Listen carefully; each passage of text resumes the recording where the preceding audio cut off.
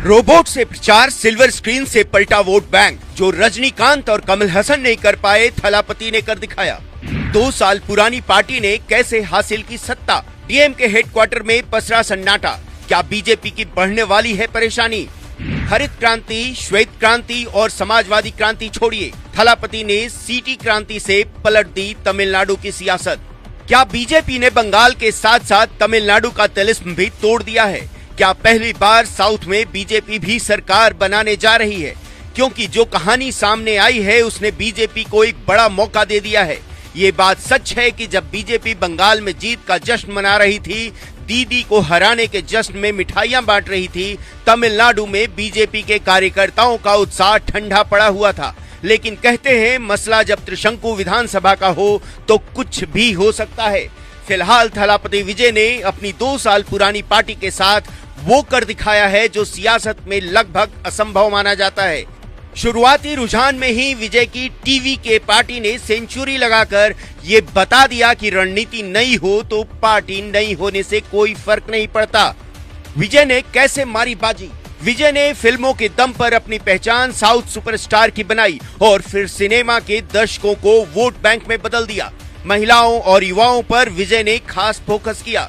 पहले ही चुनाव में अकेले चुनाव लड़ने का वादा कर बदलाव की उम्मीद जगाई। केंद्र सरकार का परिसीमन का मुद्दा हो या फिर तमिलनाडु सरकार के भ्रष्टाचार और परिवारवाद का, हर मुद्दे पर मुखर रहे। एआई और रोबोट के जरिए रैलियां करवाई। 2014 में मोदी ने जो तकनीक इस्तेमाल की, वही तकनीक विजय ने भी इस्तेमाल किया।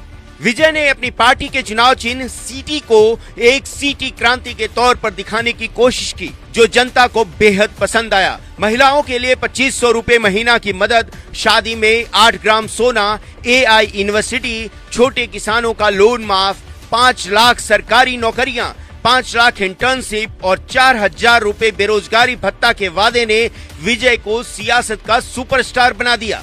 हालांकि आंकड़ों में अभी भी थोड़ा खेल बाकी है। 234 विधानसभा सीटों वाले तमिलनाडु में सरकार बनाने के लिए 118 सीटों की जरूरत पड़ेगी। एआईएडीएमके और बीजेपी वहां गठबंधन में है, लेकिन बीजेपी वहां दहाई का आंकड़ा भी नहीं छू पाती। पर थलापति विजय के पीएम मोदी से रिश्ते बेहतर रहे। कहा जाता है विजय की मदद भी बीजेपी ने कई मौकों पर की है।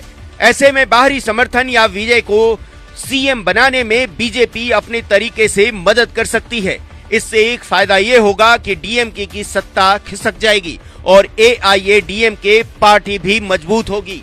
पर यहाँ सवाल ये उठ रहा है कि क्या विजय की मदद के लिए बीजेपी अपना गठबंधन तोड़ेगी या एआईएडीएमके को समझा पाएगी? क्योंकि जयललिता के जाने के बाद से इस पार्टी की हालत अब तक ठीक नहीं हुई है। ऐसे में तमिलनाडु की सियासत क्या नई करवट लेने जा रहा है? ये सवाल बड़ा है। थलापति विजय के लिए जश्न का मौका जरूर है, लेकिन इसी के साथ उन्हें वो दिन भी याद होगा जब उनकी रैली में भगदड़ मची और उन पर खूब सवालिया निशान उठे। इस घटना ने विजय की इमेज को धक्का पहुंचाया, पर जनता के बीच विजय का भरोसा कम नहीं हुआ। शायद यही वजह रही कि तमिलनाडु का तिलिस्म टूट गया। सनातन विरोधी बयान देने वाले स्टालिन के हाथ से सत्ता की कुर्सी छूट गई और तमिलनाडु बदलाव के रास्ते पर चल पड़ा, जहां के सियासी इतिहास में सिनेमा के कई सुपरस्टार रहे हैं।